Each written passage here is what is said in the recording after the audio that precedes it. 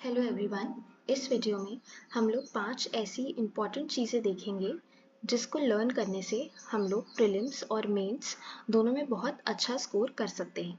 अगर हमें अपने क्वांट्स के स्कोर्स को इम्प्रूव करना है तो हमें ये 5 चीज़ें ज़रूर से लर्न होनी चाहिए।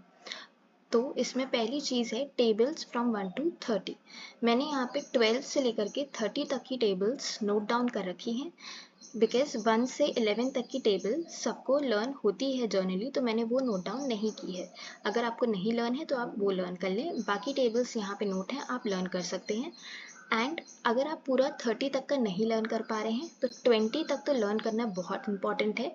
मतलब 20 तक तो सबको लर्न होनी ही चाहिए, और अगर कोई 20 तक की कर चुका है और उससे ज़्यादा भी कर सकता है तो वो 30 तक की टेबल्स लर्न करे। तो the first thing is tables from 1 to 30, so ये चीज़ तो आपको करनी है। Then second important thing is squares from 1 to 50।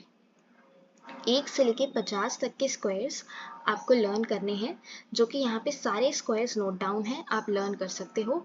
इसमें कोई शॉर्ट ट्रिक नहीं लगेगी, शॉर्ट ट्रिक लगती है बट वो यूज़ करने का कोई फ़ायदा नहीं होगा। अगर हम लर्न करेंगे तभी हमारी स्पीड बढ़ेगी, और तो हमें ये लर्न इतना तो लर्न करना ही पड़ेगा, और इतना हमें करना भी चाहिए अगर हमें अच्छा स्कोर करना है। Third important thing is cubes from 1 to 30। ये क्यूब्स हैं 1 से 30 तक के, ये हमें लर्न करने हैं। इसमें भी वही है, शॉर्ट ट्रिक्स होती हैं इसको कैलकुलेट करने की, बट अगर हमें अच्छा स्कोर करना है और लोगों से बेटर स्कोर करना है, क्विकली सॉल्व करना है क्वेश्चंस को, तो हमें ये क्यूब्स लर्न करने पड़ेंगे। इतने तो हमें लर्न करने ही पड़ेंगे, और इतने ही जर्नली इतने से काम हो जाता है, तो इतने क्यूब्स हमें लर्न करने चाहिए। Then fourth is prime numbers from 1 to 100। 1 से 100 तक के बीच में टोटल 25 प्राइम नंबर्स होते हैं, 25 प्राइम नंबर्स होते हैं, और ये 10-10 के गैप में कितने प्राइम नंबर्स आते हैं ये यहाँ पे नोट डाउन है। जैसे 1 to 10 के बीच में 4 प्राइम नंबर्स आते हैं, 2, 3, 5 एंड 7। सो ऐसे टोटल 1 से लेके 100 तक के बीच में 25 प्राइम नंबर्स आते हैं, और वो सारे 25 प्राइम नंबर्स यहाँ पे नोट डाउन है। ये हमें लर्न होने चाहिए, इतने प्राइम नंबर्स कि ये तो आते ही हैं 1 से लेके 100 के बीच में। देन इसके बाद हमें fifth cheese, last but not the least thing जो हमें लर्न करना है, बहुत इंपॉर्टेंट है, फ्रैक्शन टू परसेंटेज वैल्यूज़। ये सारी important fraction to percentage values हैं।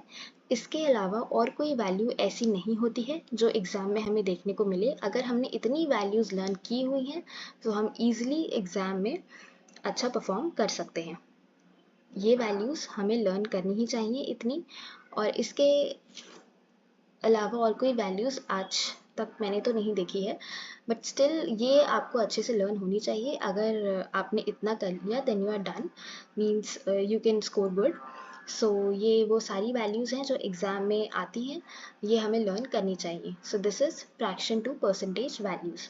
तो ये 5 चीज़ें, fraction to percentage values, prime numbers 1 to 100, cubes 1 to 30, squares 1 to 50, और टेबल्स 1 to 20, और जो ज़्यादा लर्न कर सकता है उसके लिए 1 to 30।